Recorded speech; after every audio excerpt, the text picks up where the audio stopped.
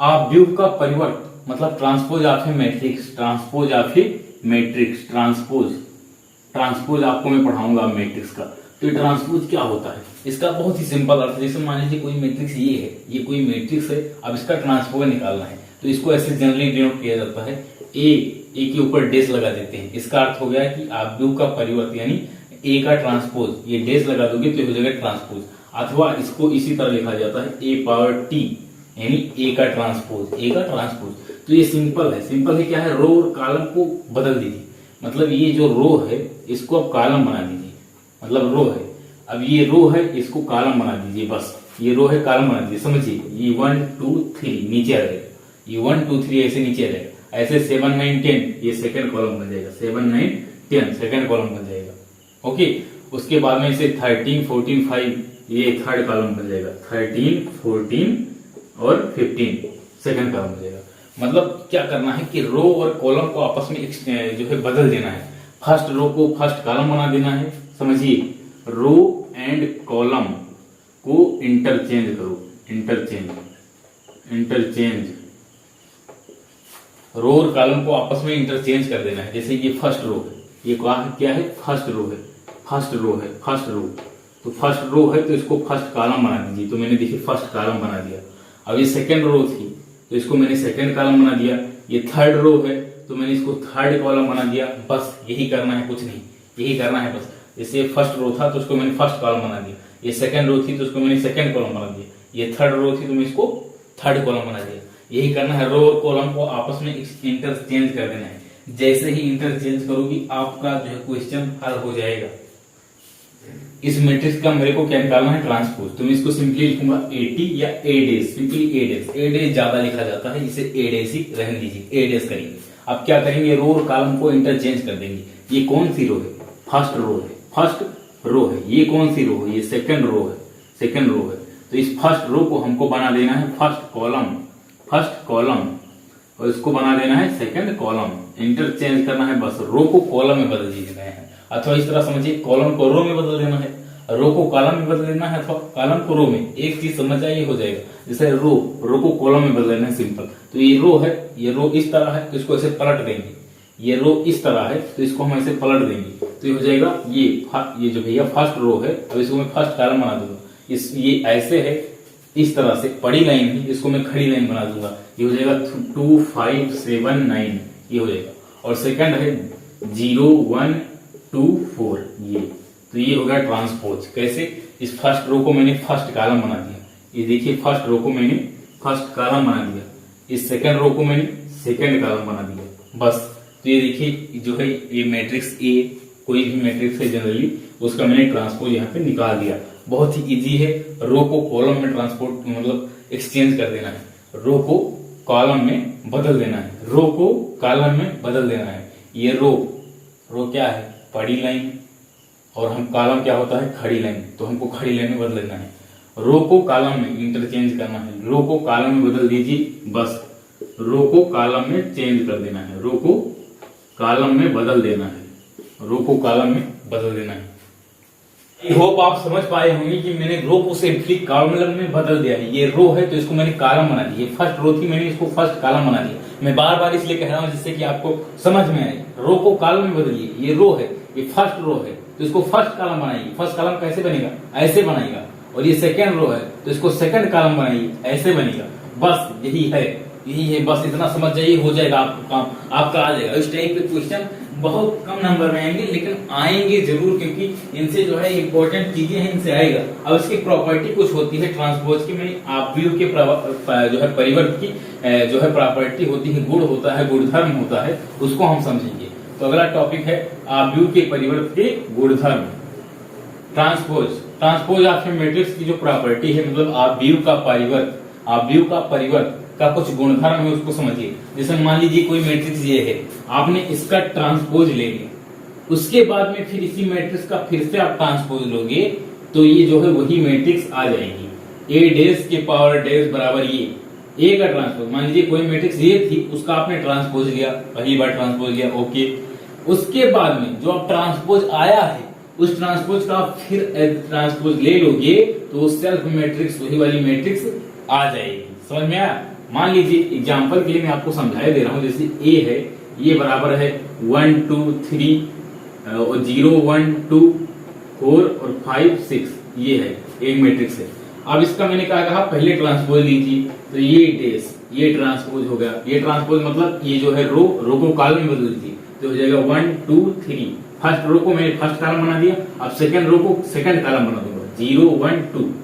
अरे ये बड़ी लाइन है, इसको खड़ी लाइन बना दीजिए, ऐसे ये पड़ा है इसको खड़ा बना दीजिए, ये पड़ा है इसको खड़ा बना दीजिए, 4 5 6, तो ये हो गया ये ट्रांसपोज। अब यदि इसका फिर से आप ट्रांसपोज लोगे, ए डेस के पावर डेस, यही तो लिखा जाएगा, इसका ट्रांसपोज लीजिए, ये भी तो एक मैट्रिक्स है। अब इस मैट्रिक्स का ट्रांसपोज लीजिए, अब इस मैट्रिक्स का मैं ट्रांसपोज लेने जा रहा हूं। जैसे ही मैं ट्रांसपोज लूंगा, आप देखिए ये रो को कॉलम में बदलिए, अब ये रो बन गया, ये रो तो बन गया ना, ये रो बन गया ना, अब इस रो को कॉलम में बदलिए तो हो जाएगा 1 0 4, इस रो को कॉलम में बदलिए तो हो जाएगा 2 1 5, इस रो को कॉलम में बदलिए तो हो जाएगा 3 2 6। आप देख रहे होंगे कि ये डेस इसी के बराबर आ गया, यानी इक्वल टू ये, तो यहाँ पे प्रूफ हुआ, मैंने आपको समझा दिया। तो आपको इसको सिंपली दिमाग में बैठा लेना है कि कोई मैट्रिक्स है, उसका आपने एक बार ट्रांसपोज लिया, उसके बाद में जो ट्रांसपोज वाली मैट्रिक्स आई है उसका फिर से हम ट्रांसपोज लेंगे तो वही जो है मैट्रिक्स आ जाएगी, ये आपको ध्यान में रखना है। आइए अब सेकंड नंबर की जो प्रॉपर्टी है उसको समझते हैं। सेकंड प्रॉपर्टी वो भी इंपॉर्टेंट है, बस समझ लीजिए।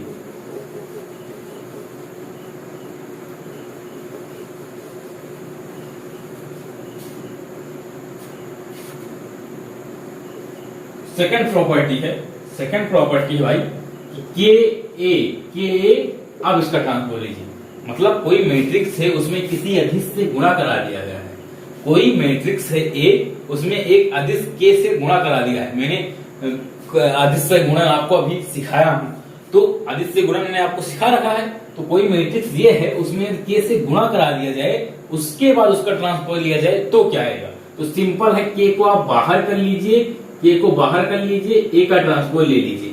आप इसको प्रूफ के जरिए देख सकते हैं। जैसे मान लीजिए ए है 0 2 5 6, ये है, ये एक मैट्रिक्स है।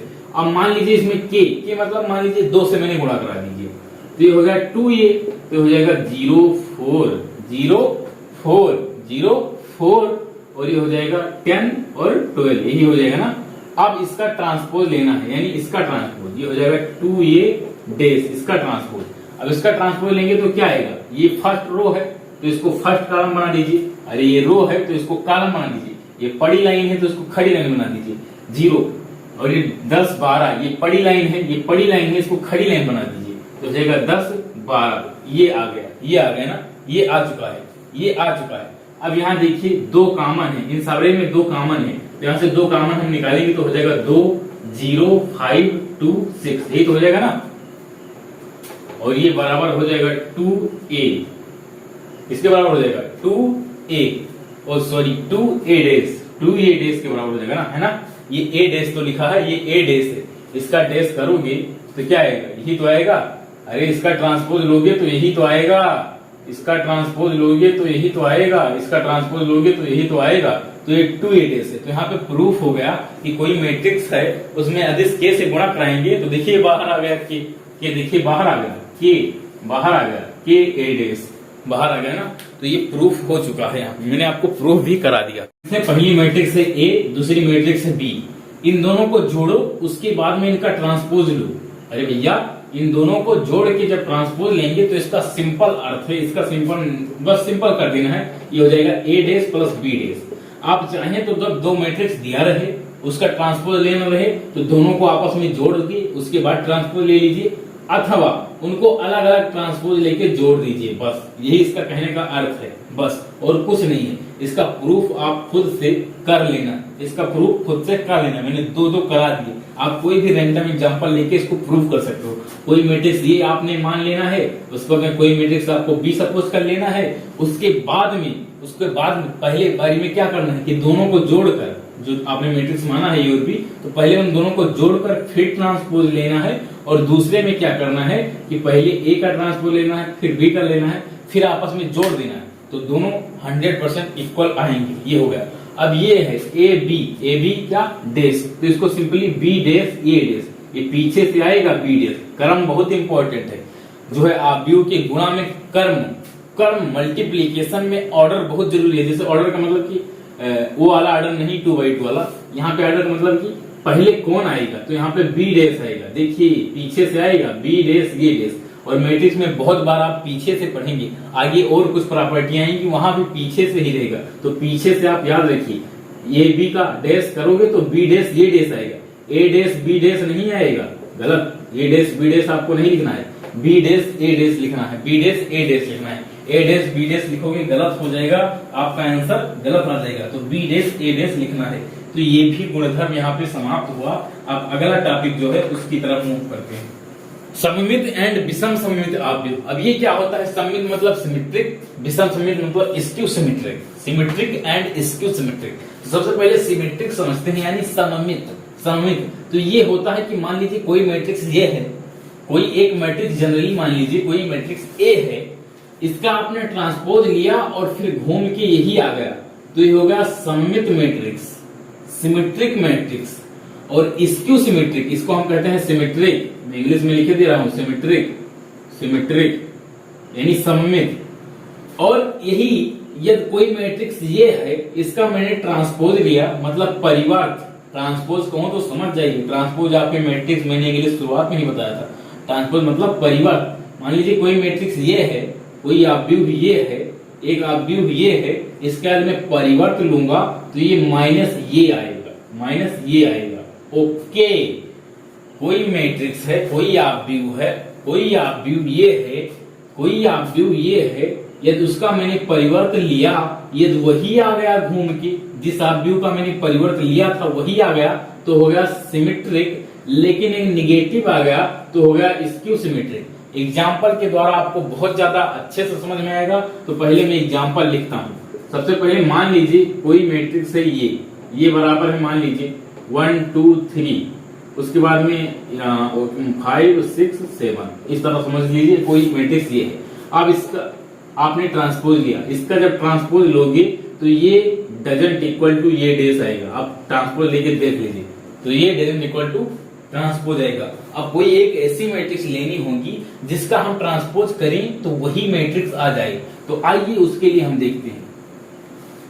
ये एक मैट्रिक्स है, मैंने यहाँ पे एक मैट्रिक्स लिख दिया, अब इसका आप ट्रांसपोज लीजिए। आइए मेरे साथ ट्रांसपोज लीजिए, मतलब इस आव्यूह का आपको परिवर्त लेना है। मैं बार बार हिंदी में कह रहा हूँ जिससे आपको समझ में आए, क्योंकि हिंदी मीडियम वाले स्टूडेंट को मैं पढ़ा रहा हूँ। कभी कभी इंग्लिश फ्लो में बोल जाता हूँ यार, फिर बाद में आता है कि हाँ हिंदी वाले बच्चे हैं, तो भाई एक जब इंग्लिश में बोल जाऊं तो आप उसको समझने की कोशिश करिए, क्योंकि मैं ये चाहता हूं कि आपको आगे भी प्रॉब्लम ना हो, इसीलिए मैं इंग्लिश में कभी कभी बोल देता हूं। तो इसलिए है ए, मान लीजिए एक आव्यूह ये है, ये कोई आव्यूह है, अब इसका आप ट्रांसपोज लीजिए, अब इसका परिवर्त लीजिए, तो ये हो जाएगा ए डैश, इसका परिवर्त, ओके, ए डैश हो जाएगा। अब ये जो रो है कॉलम में बदलिए, तो हो जाएगा √3 2 3। अरे ये इस रो को कॉलम में बदलिए, उसके बाद में सेकंड रो को कॉलम में बदलिए, हो जाएगा 2 1। उसके बाद में इस रो को कॉलम में बदलिए, तो हो जाएगा 3 1 1। अब देखिए आपने जब ट्रांसपोज लिया तो देखिए वही तो आ गया, ये दोनों सेम है ना, तो ये हो जाएगा ए डैश बराबर ए डैश बराबर ये। तो ये कौन सी मैट्रिक्स है, सिमेट्रिक मैट्रिक्स। क्या है, सिमेट्रिक मैट्रिक्स। ये क्या है, सिमेट्रिक यानी सममित आव्यूह है। ये क्या है, सममित आव्यूह, भैया वही तो आ गया। आपने जब इसका ट्रांसपोज लिया, मैंने यहाँ साफ साफ लिखा है कि कोई मैट्रिक्स ये है, उसका ट्रांसपोज लो, उसके बाद में वही मैट्रिक्स आ जाएगी। किसी मैट्रिक्स का आपने ट्रांसपोज लिया, मतलब किसी आव्यूह का आपने परिवर्त लिया, उसके बाद में वही आव्यूह फिर से लौट के आ गया, तो ये क्या हो जाएगा, सममित आव्यूह, सिमेट्रिक आव्यूह, सिमेट्रिक मैट्रिक्स। उसके बाद में और निगेटिव के साथ है तो उसका भी एग्जांपल कराऊंगा, लेकिन पहले इसको देखिए। ये देखिए आपस में इक्वल है, तो ये सिमेट्रिक मैट्रिक्स है। बस अब आइए स्क्यू सिमेट्रिक का उदाहरण दिखाता हूँ। कोई मैट्रिक्स, ये कोई आव्यूह है, इसका फिर मैंने परिवर्त लिया। यहाँ देखिए मैंने परिवर्त लेना तो आप अब तक सीख गए होंगे, क्योंकि इतना क्वेश्चन में करा चुका, तो परिवर्त आपको आ ही गया हो। परिवर्त लिया, देखिए ये है इसका रो, ये जो फर्स्ट रो था मैंने फर्स्ट कॉलम बना दिया, इसका सेकंड रो था उसको मैंने सेकंड कॉलम बना दिया, इसका जो थर्ड रो था उसको मैंने थर्ड कॉलम बना दिया। मतलब इसका मैंने परिवर्त आसानी से ले लिया, परिवर्त जो है आसानी से ले लिया। अब जब इसका परिवर्त आ गया तो देखिए यहाँ से मैं माइनस कॉमन निकालूंगा या ऐसा समझिए माइनस मैंने गुणा करा दिया है तो माइनस कॉमन निकालूंगा तो यहाँ 0 हो जाएगा, यहाँ से माइनस कॉमन आ जाएगा तो 1 बचेगा। ये देखिए माइनस कॉमन निकालूंगा तो ये 0 हो जाएगा, ये 1 हो जाएगा, ये 2 हो जाएगा, ये -1, ये 0, ये 3, ये -2 ऐसे आएगा। अब जब माइनस किया तो मैंने देखा ये तो भाई ए आ गया, मतलब यही मैट्रिक्स फिर से आ गई, यही मैट्रिक्स, तो मैंने इसको -a लिख दिया और ये बराबर प्रूफ हो गया कि ये डेस बराबर -a। आप यहां से देख सकते हो। आइए अब मैं आपको सिंपल तरीका बताता हूं कि सिमेट्रिक और इसको सिमेट्रिक को कैसे पहचानना है। मैं यहाँ पे इंपॉर्टेंट चीज समझा दूं, विषम सममित आव्यूह, कोई विषम सममित आव्यूह है तो उसके लिए जो विकर्ण वाला एलिमेंट होगा, कोई भी XYZ जो है विषम सममित आव्यूह है, लेकिन इसका जो विकर्ण वाला एलिमेंट होगा वो हमेशा जीरो होगा, विकर्ण वाला एलिमेंट हमेशा 0 होगा। ये बात लिख लीजिए, सारे के सारे 0 होंगे, विकर्ण के जितने अवयव होंगे सब 0 होंगे विषम सममित आव्यूह के लिए। विषम सममित आव्यूह के लिए विकर्ण के जितने भी अवयव रहेंगे वो हमेशा 0 रहेंगे। तो अभी यही पहचानने की ट्रिक मैं आपको बताया दे रहा हूँ, पहचानने की ट्रिक। तो ये विषम सममित रहेगा तो सबसे पहला बात है आपको पहचानने के लिए, विषम सममित आव्यूह को पहचानने के लिए कि जो विकर्ण है वो विकर्ण तो भैया 0 ही रहना है, विकर्ण 0 ही रहना है, विकर्ण को क्या करना है 0 ही रहना है, विकर्ण 0 ही रहेगा। अब देखिए, अब 0 को ऐसे एक लाइन की तरह सपोज कर लीजिए, लाइन की तरह। अब लाइन के जो है लेफ्ट और राइट चीजें निगेटिव होंगी, मतलब उल्टी होंगी, उल्टी का मतलब चिन्ह में निगेटिव होंगी। मान लीजिए ये 2 है तो ये रहेगा -2, ये 3 है तो ये रहेगा -3, ये 4 है तो ये रहेगा -4। बस इतना ही आपको समझना है। इस तरह आप समझ लीजिए, जो है विकर्ण सबके सब 0 होंगे और ये आपस में जो है निगेटिव होंगे। ये मिरर इमेज है, इनका मिरर इमेज आपस में निगेटिव आएगा, -3 -4 ये आपस में निगेटिव आएंगे। ओके, आप समझ पा रहे होंगे। एक एग्जाम और आइए मैं आपको समझा दे रहा हूँ। जैसे विषम सममित आव्यूह के लिए सबसे पहला कंडीशन की जो है विकर्ण वो 0 हो। तो मान लीजिए 0 अभी सारे विकर्ण 0 हो गए, यहाँ पे लिख दो 2 5 और ये हो गया 2 5 हो गया, 2 5 हो गया और ये हो गया 7। इतनी चीजें आपने फिल कर दी, तो विकर्ण को इसके मिरर इमेज समझ लेना है। मतलब ये एक शीशा है, अब इस शीशा का जो ये 2 है ये -2 हो जाएगा और ये जो 5 है -5 हो जाएगा और ये 7 जो है वो -7 हो जाएगा। बस आपस में ये जो है उल्टा है, बस यहाँ 2 है यहाँ 5 है, ये 2 है तो ये -2, मतलब देखिए ये आपस में मिरर इमेज है, ये आपस में मिरर इमेज है और आपस में निगेटिव है। बस इतना ही आप समझ गए तो भैया मेरा समझाना सफल हो गया। आप विषम सममित आव्यूह को देखते ही पहचान जाओगे। कॉम्पिटिटिव एग्जाम में वहां पे वो सब नहीं करना रहता है कि ये डेस बराबर निकालो फिर माइनस ये है, इतना लंबा काम आप करोगे तो पूरा टाइम बर्बाद हो जाएगा। तो वहां पे ऐसे ही समझना रहता है, ऐसे ये आप समझ लीजिए। ये जब मैं अपने IIT की तैयारी कर रहा था तो वहां पे मेरे मास्टर टीचर ने सिखाया था, तो वही मैं यहाँ पे आपको बता रहा हूँ। ये स्कूल कॉलेज में मैंने कभी जिंदगी में नहीं सीखा, लेकिन अभी आपको मैं यहाँ सिखाया दे रहा हूँ, क्योंकि हो सकता है 1 नंबर में जब आ जाए तो वहां पे आप डायरेक्ट ऐसे कर सकते हो, कोई दिक्कत नहीं है, डायरेक्ट आपको वहां ऐसे कर देंगे शॉर्टकट ये है। तो इस तरीके से आप विषम सममित आव्यूह को समझ सकते हो। और सममित के लिए ये जो है सिमेट्रिक रहता है, सममित के लिए आपस में सिमेट्रिक रहते हैं, बस और कुछ नहीं होता है, निगेटिव नहीं आते हैं, वो जो है पॉजिटिव रहते हैं। ओके, मैं प्रमेय दिया हुआ है, मैं उसको शॉर्ट में समझाऊंगा, मतलब ऐसा समझाऊंगा कि आपको समझ में आ जाए, फर्जी वो कुछ ना करना रहे। तो आव्यूह है, मान लीजिए कोई किसी आव्यूह ये के लिए, वहां प्रमेय यही है कि किसी आव्यूह ये के लिए A + A' सिमेट्रिक है, यही दिखाना है। तो मैं सिंपल क्वेश्चन पूछ रहा हूं कि कोई आव्यूह मान लीजिए A है तो A + A' सिमेट्रिक आएगा अथवा स्क्यू सिमेट्रिक आएगा। इसके लिए क्या करना है, सिंपल एक ही काम करना है कि A + A' का ट्रांसपोज ले लेना है, क्योंकि तभी सिमेट्रिक और स्क्यू सिमेट्रिक पता चलेगा। अरे भैया कोई मैट्रिक्स मान लीजिए B है तो उसको सिमेट्रिक दिखाने के लिए अथवा स्क्यू सिमेट्रिक दिखाने के लिए सबसे पहले ट्रांसपोज लेंगे। यदि B' बराबर B आ गया तो सिमेट्रिक और -B आ गया तो ये स्क्यू सिमेट्रिक। तो इसीलिए मैं पहले, ये भी एक मैट्रिक्स है ना, अब ये A है और ये ट्रांसपोज ये है, इनको आपस में जोड़ोगे तो एक नई मैट्रिक्स आएगी ना। तो यही जो नई मैट्रिक्स है तो इसको मैं पहले ट्रांसपोज लूंगा, इसका ट्रांसपोज लूंगा। अब प्रॉपर्टी लगा दीजिए A + B, इसका जब डेस करोगे तो ये डेस + B' आएगा, तो ये डेस + B', ये B है, B' ये होगा। अब ये बराबर होके ये हो जाएगा A' + A, A dash plus ये बराबर, इसको ऐसे भी ले सकते हो ये प्लस ए डैश, क्योंकि आव्यूह का जो है जोड़ वो क्रम विनिमय होता है। तो देखिए वही चीज आ गई। ये मान लीजिए लेट्स सपोज ये बी थी, ये मैट्रिक्स बी थी, तो ये हो जाएगा बी डैश, ये हो जाएगा बी डैश। तो बी डैश बराबर क्या आ गया, बी आ गया, मतलब वही आ गया, यानी कि ये सिमेट्रिक है। आर जो इसको हटाइए, तो यहाँ पे प्रूफ हो गया, यहाँ पे जो प्रमेय आपका सिद्ध हो गया कि किसी आव्यूह ये के लिए जो ये प्लस ये डैश होता है वो सममित होता है, सिमेट्रिक होता है। मैंने ये प्रमेय भी सिखा दिया, क्योंकि ये आपके जो क्वेश्चन में आ सकता है 1 नंबर या 2 नंबर में प्रूफ के तौर पे आ सकता है कि दिखाइए सममित है, अथवा ऐसा पूछ सकते हैं कि सममित है या असममित है। जो है 1 नंबर का जो ऑप्शनल होता है वहां पर भी पूछा जा सकता है। तो ये चीजें आप समझ लीजिए, ये बहुत ही इंपॉर्टेंट है।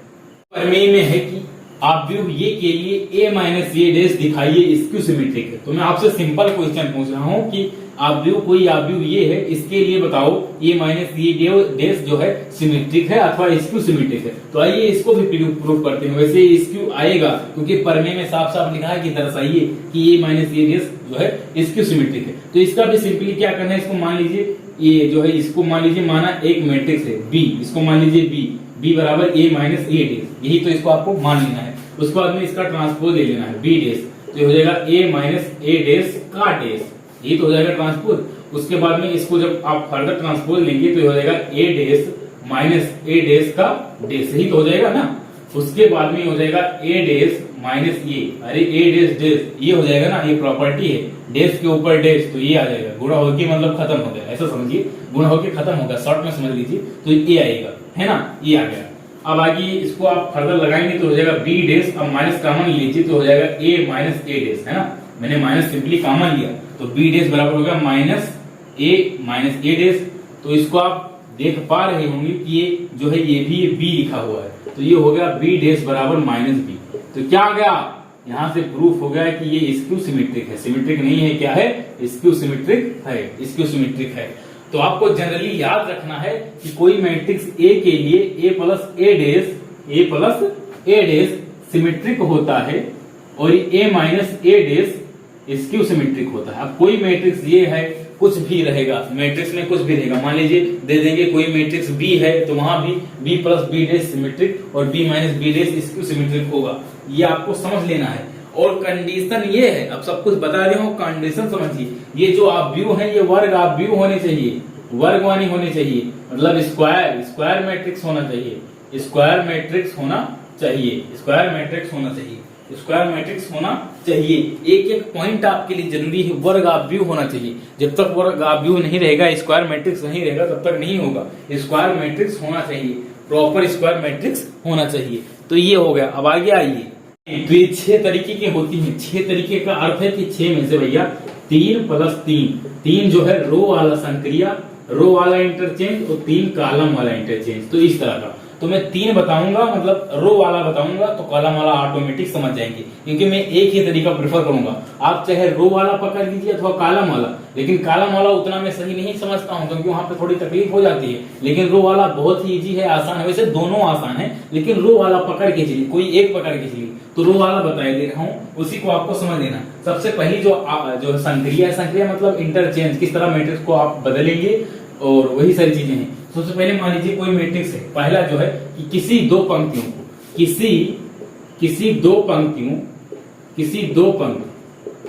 किसी दो पंक्ति या स्तंभ, अब स्तंभ भी लिख दूं साथ में, क्या कहना चाहिए, बस वैसे मैं लिखना नहीं चाहता था, लेकिन फिर भी किसी दो पंक्ति या स्तंभ को आपस में इंटरचेंज करना, आपस में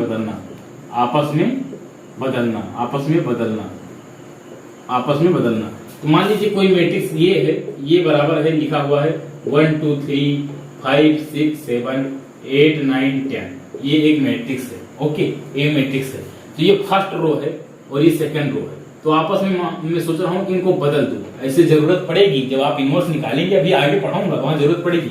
तो आपको ऐसे सिंपली लिखना है R1 चेंजेस टू R2, ऐसे बनाना है, R1 चेंजेस टू R2। इसका यही अर्थ है कि R1 जो है R2 में चेंज हो गया, R1 R2 में चेंज हो चुका है, R1 R2 में चेंज हो चुका है, और R2 R1 में, इस तरह आप बना सकते हो। वैसे बनाओगे तो सही रहेगा, लेकिन इस तरह बनाओगे ज्यादा सही रहेगा। कि R1 से R2 चेंज हुआ अथवा R2 से R1 चेंज हुआ। तो आइए अब R1 R2 को आपस में बदल देते हैं, क्योंकि R1 को R2 बना देना है, यही इसका अर्थ है। इस तरह आपको लिखना है, R1 को और R2 को आपस में इंटरचेंज करना है, बदलना है, मतलब R1 को R2 बनाना है, R2 को R1 बनाना है। तो इस तरह डोनेशन है, इसी तरह आपको लिखना पड़ेगा। जब इनवर्स निकालोगे तो वहां ये नहीं लिखोगे तो एग्जामिनर यही पे फोकस करेगा, ज्यादा एग्जामिनर, उसके बाद में लास्ट में आंसर पे फोकस करेगा। यदि मेरे को कॉपी जांचने को कहो, बहुत सारी कॉपियां रहेगी, तो मैं यही फोकस करूंगा कि इन्होंने चेंज कैसे किया है, चेंज देखूंगा, फिर लास्ट में फाइनल आंसर देखूंगा, और आंसर से पहले आगे का एक स्टेप देखूंगा, बस इससे ज्यादा और नहीं करूंगा, पूरा मैं नहीं चेक करूंगा। तो वही बता रहा हूं कि आपको ये बहुत जरूरी है ये समझना। R1 और R2 को मैं सोच रहा हूं कि आपस में इंटरचेंज कर दूं, तो इसको यही इसी तरह लिखा जाएगा, R1 इंटरचेंजेस टू R2। अब कोई सोच रहा हो कॉलम में करना है, तो कॉलम में भी C1 इंटरचेंजेस टू C2, तो इस तरह से कर दीजिए कि C1 और C2 आपस में बदल के आप उसको कर सकते हो। लेकिन मैं रो वाला सिखाऊंगा, कॉलम वाला आप खुद से कर लेना। रो वाला मैं आपको यहाँ सिखाई दे रहा हूँ, तो रो वाला मैं सिखा रहा हूँ, तो रो वाला ही से बात करूंगा। तो इस रो को आपस में बदल दीजिए, मतलब 2 वाला फर्स्ट बन जाएगा, 5 6 7, 2 वाला फर्स्ट बन जाएगा और फर्स्ट वाला सेकंड हो जाएगा, 1 2 3 8 9 10, ये होगा। तो पहली जो संक्रिया है यही है, किसी दो पंक्ति या स्तंभ को आपस में बदलना। उसके बाद में सेकंड है, आइए सेकंड हम देखते हैं। पंक्ति या स्तंभ में के से गुणा करना, के से गुणा करना, लेकिन के 0 नहीं होना चाहिए, वरना आप 0 से गुणा करके पूरी मैट्रिक्स 0 कर दो। तो आइए उसको भी समझते हैं। कोई है मैट्रिक्स, सपोज ये है, ये बराबर है 1 2 3 4 5 6 7 8 9, एक मैट्रिक्स ये है। अब मैं सोच रहा हूं कि इसके फर्स्ट रो में 2 से गुणा कर दूं, तो इसका सिंपल अर्थ है फर्स्ट रो मतलब R1, फर्स्ट रो मतलब R1, और मैं सोच रहा हूं R1 को 2 से गुणा कर दूं, तो ऐसे सिंपली लिखना है R1 चेंजेस टू 2R1, 2 से गुणा करने की सोच रहा हूं, तो R1 चेंजेस टू 2R1, इस तरह मैं चेंज कर दूंगा। उसके बाद में जो अब नई मैट्रिक्स बनेगी वो हो जाएगा A बराबर क्या हो जाएगा 2 से, केवल इसमें करना है, केवल R1 लिखा हूं तो केवल R1 के बारे में सोचना है, केवल R1 लिखा हूं तो केवल R1 के बारे में सोचिए। अब केवल R1 में 2 से गुणा कराना है, ऐसा नहीं कि आप पूरे में गुणा करा दीजिए, क्योंकि यहाँ साफ साफ मैंने सोच रखा है कि मैं केवल स्पेसिफिक इसी रो, पहले ही रो में, पहले ही पंक्ति में गुणा करूंगा। मैंने मन में ही सोच लिया है, ऐसी जरूरत मुझे पड़ गई, ऐसा कुछ मामला बैठ गया भैया, ऐसा कुछ मामला की जरूरत पड़ गई कि मुझे एक ही रो में 2 से गुणा कराना पड़ा, तो उसको मैं ऐसे ही लिखूंगा कि R1 row 1 changes to 2R1, इस तरह मेरे को लिखना पड़ा, इस तरह मेरे को लिखना पड़ा, R1 चेंजेस टू 2R1, तो ये हो जाएगा 2 4 6, है ना। अभी इसको नहीं लिखना है कि 8 10 12, ऐसा नहीं होगा।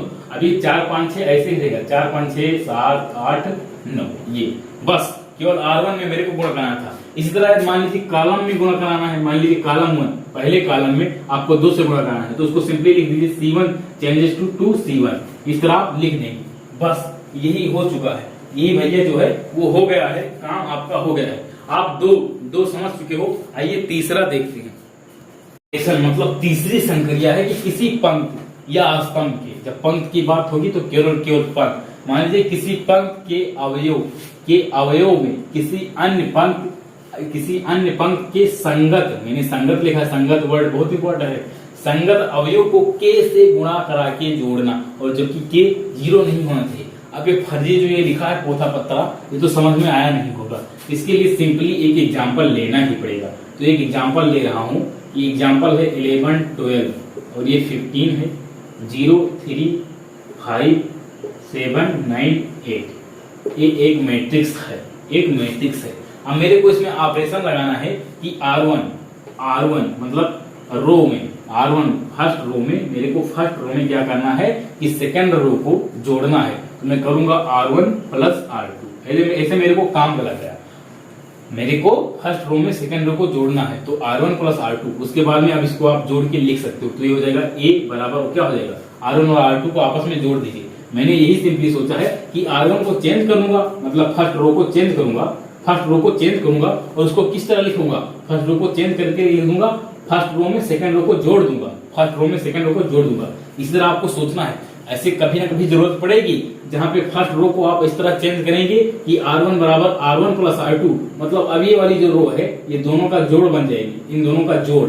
यही मैंने लिखा है कि R1 को R1 प्लस R2 कर दीजिए, R1 को इस फर्स्ट रो को चेंज करके यही बना दीजिए, फर्स्ट रो को चेंज करके R1 प्लस R2 बना दीजिए, मतलब दोनों रो को आपस में जोड़ दीजिए। तो दोनों को रो को जोड़िए तो हो जाएगा 11 और ये हो जाएगा 12 3 15 और ये हो जाएगा 15 25 और 15 5 20। तो ये होगा। अब देखिए फर्स्ट रो चेंज होके यही आ गया। उसके बाद में ये सारी चीजें तो वही रहेंगी, 0 3 5 7 9 8।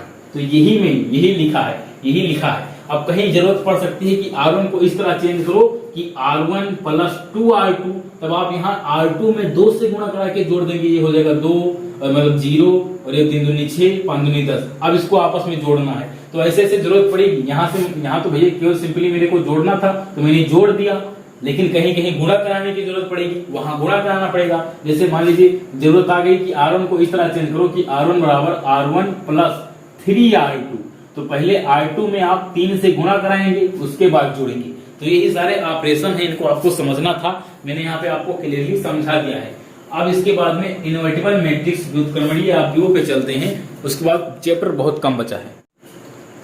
व्युत्क्रमणीय आपवियों, तो ये समझ लीजिए केवल वर्ग आपवियों के लिए जो मैट्रिक्स क्या है, स्क्वायर मैट्रिक्स, यानी 2x2 3x3 4x4 इन्हीं के लिए है और अलग चीजों के लिए नहीं है। तो इसका क्या अर्थ है, आइए उसको समझ लीजिए। व्युत्क्रमणीय बी, मान लीजिए कोई आपव्यू जो है ए है और उसके बाद में कोई अन्य आपव्यू है, और कौन सी आपव्यू, वर्ग आपव्यू, कोई अन्य वर्ग आपव्यू बी है। एक ए है एक बी है। अब इनका गुणा कराएगा, ये आया ए बी, अब ये बी, उसके बाद में ए बी का गुणा कराएगा, उसके बाद में बी और ये का गुणा कराएगा। मैंने बताया था क्रम इंपॉर्टेंट है, ये और बी का गुणा कराएगा और बी और ये का गुणा कराएगा। अब ये बराबर आई आ गया, ये बराबर क्या आ गया, आई, यानी मैट्रिक्स ए और मैट्रिक्स बी का जो आपस में गुणा कराएगा। उसके बाद में जब मैंने सोचा अब लाओ बी मैट्रिक्स बी और फिर मैट्रिक्स ए का गुणा कराऊं, अब मैंने देखा दोनों का गुणा बराबर आ रहा है और दोनों को गुणा इक्वल होके आई आ रहा है। आई मतलब मैंने आपको बताया था, क्या बताया था, आई मतलब 1 0 0 1, ये 3 का रहेगा तो और ये सब तरीके में बता रखी है। यही आई बराबर ये भी हो जाएगा 1 0 0 0 1 0 0 0 1। ये दोनों चीजें तो मैंने बता रखी है ऑलरेडी, लेकिन फिर भी मैंने आपको बता दिया। तो आई आ गया, मान लीजिए ए बी का गुणा कराया और फिर बी ए का कराया और दोनों का इक्वल होके आई आ गया। अब जैसे ही आई आया तुरंत यहाँ पे कहा गया है मैथमेटिक्स में कि ए एंड बी आपस में क्या है, व्युत्क्रमणीय आपव्यू हैं।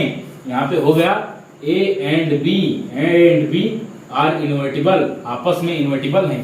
ए बी का इनवर्स है, ए जो है ए क्या है, बी का इनवर्स है, बी का इनवर्स है, और बी जो है ए का इनवर्स है, ए का इनवर्स है।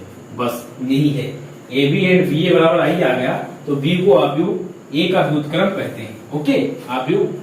अब जैसे ए जो है बी का इनवर्स है, ए क्या है, बी का इनवर्स है, मतलब ए इनवर्स इस तरह लिखा जाएगा, बी इनवर्स इस तरह लिखा जाएगा। बस जो है नोटेशन सिखा रहा हूं, तो ये समझ में आया। यदि ए बी और बी ए इक्वल हैं और दोनों बराबर होके आई आ रहे हैं तो यहाँ पे हो जाएगा कि ए एंड बी आपस में व्युत्क्रम है, मतलब ये बी का जो है इनवर्स है और बी ए का इनवर्स है। बस यही हो चुका है, और इनवर्स को मैंने लिखने का तरीका भी यहाँ पे बता दिया।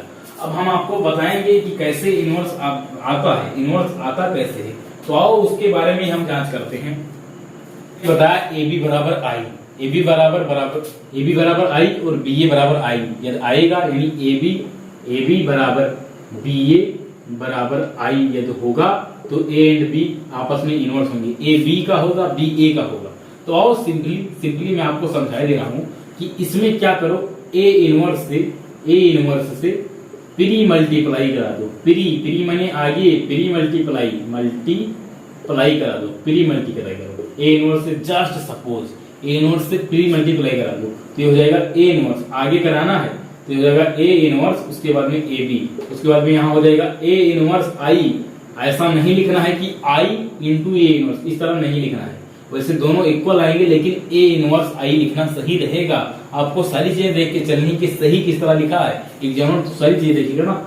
अब देखिए मैंने बताया था आई से किसी भी मैट्रिक्स का गुणा होगा, जैसे आई ए या ए आई या ए इनवर्स आई, वही आ जाएगा, ए आ जाएगा, ए आ जाएगा, वही चीजें आ जाएंगी। तो उसी तरह यहाँ भी ए इनवर्स ही आ जाएगा, ए इनवर्स ही आ जाएगा। और यहाँ पे समझिए एक चीज मैं आपको समझा दे रहा हूँ, ए इनवर्स और ये एक मैट्रिक्स है ए और उसका उसी इनवर्स के साथ गुणा कराओगे तो ये आ जाएगा आई। समझ में आया, आई आ जाएगा। ऐसे है बी इनवर्स, अब इसका बी के साथ गुणा कराओगे तो ये आ जाएगा आई, और ये चाहे बी और बी इनवर्स ये भी आ जाएगा आई। तो ये समझना इंपॉर्टेंट है। तो यहाँ आप इसको प्री मल्टीप्लाई कराएंगे तो ये हो जाएगा ए इनवर्स ए और बी। अब ये इनवर्स ये क्या बन जाएगा आई, आई बी बराबर ए इनवर्स, आई बी का सिंपली आ जाएगा बी, बी बराबर ए इनवर्स। तो यहां से आ गया भैया कि मैट्रिक्स बी जो है, मैट्रिक्स बी बराबर हो गया ए इनवर्स, मैट्रिक्स बी जो है वो हो गया ए इनवर्स। यहां से आ गया कि आव्यूह ये जो है वो आव्यूह बी का इनवर्स है, आव्यूह ये जो है आव्यूह बी का इनवर्स। देखिए आपस में इनवर्स आ गई, तो यहाँ पे मैंने प्रूफ कर दिया और सिखा दिया। और इसी तरह से अभी भी जो है क्वेश्चन है उनको लगाना है। वीडियो की लिंक हो चुकी है बहुत लंबी और मेरा स्टोरेज है बहुत कम और स्टोरेज हो चुका है फुल, इसलिए इस वीडियो को पास करूंगा। उसके बाद में यही टॉपिक है इनवर्स निकालने का, 2/2 का और 3/3 का कैसे निकालेंगे प्रारंभिक संक्रियाओं द्वारा, उन सारे टॉपिक को मैं सिखाऊंगा। तब तक के लिए जय हिंद।